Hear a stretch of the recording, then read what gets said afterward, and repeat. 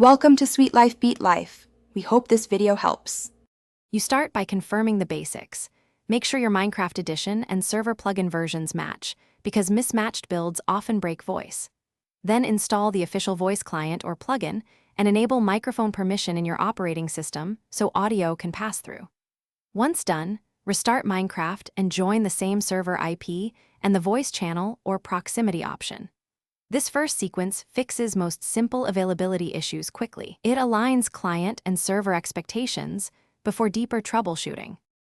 Now you tackle network and audio settings, because even with the mod installed, blocked ports or wrong devices will silence you. Start by opening the UDP/TCP ports the voice plugin documents and check your router NAT type. Strict NAT can prevent connections.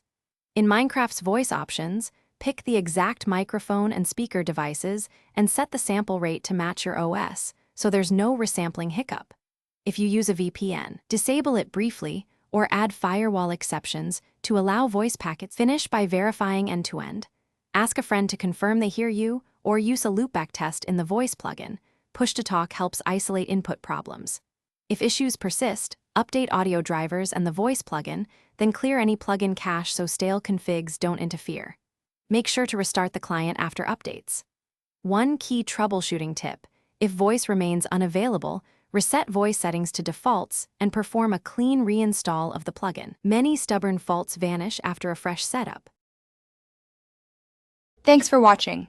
Consider subscribing if we helped you.